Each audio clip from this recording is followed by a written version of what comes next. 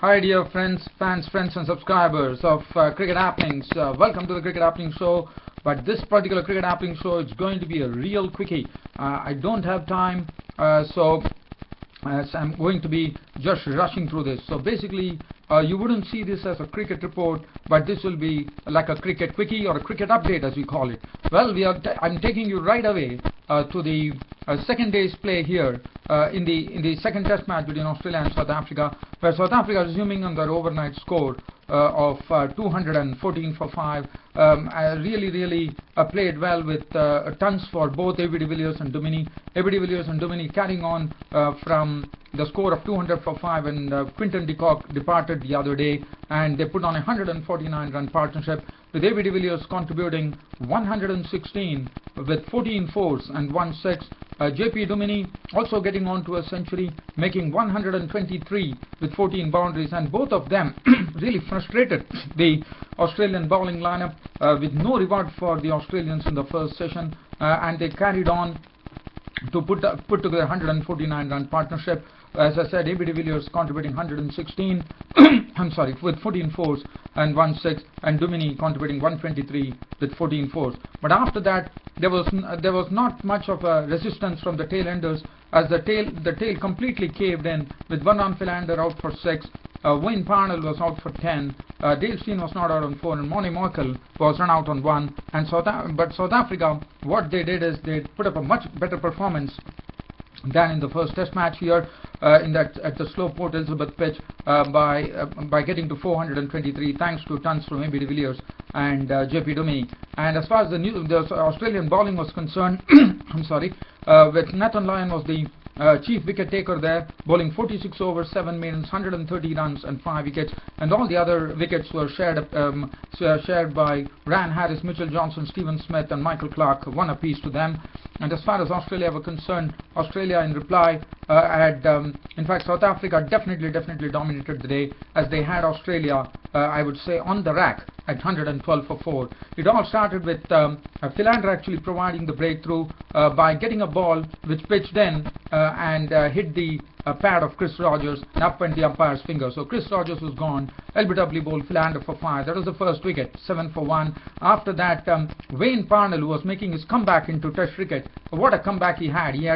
He actually nipped a wicket of the first and third deliveries by putting Australia absolutely on the back foot, as Alex Doolan, who made 89 on debut, was gone, as he got a beautiful delivery from Parnell which moved out, and Alex Doolan was sucked into it. He was gone. Caught de Villiers bowled Parnell for 8, and Parnell was absolutely joyous because that was his it was his comeback test match, and he took a wicket of the very first delivery. After that, Sean Marsh survived just one delivery before being out for a blob, as Wayne Parnell got Sean Marsh to push at a ball which was moving away from him. De Villiers took the catch, and Australia were in deep trouble at 41 for 3.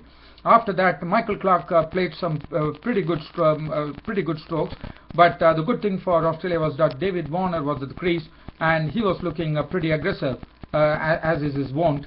And finally, and everything was going well with Michael Clarke and David Warner really trying to resurrect things for Australia, and they had 30 runs with Michael Clarke also being aggressive, both of them actually doing a sort of counter punching there, but well, after that Philander once again came in and got in fact the ball that actually got Michael Clarke was a wonderful delivery that actually lifted on Michael Clarke, and Michael Clarke was gone, caught by Elgar of the bowling of Philander. In fact, the wicket of Alex Doolan was the one which was a wonderful delivery from Parnell, which actually lifted at Doolan, and Doolan was caught behind the wicket by A.B. de Villiers, and Clarke was gone for 19. And then Australia didn't want to risk anything. They didn't allow Stephen Smith or Brad Haddin to come. In fact, they sent in a night watchman in the form of Nathan Lyon, who survived there with an unbeaten 12 with 2 fours,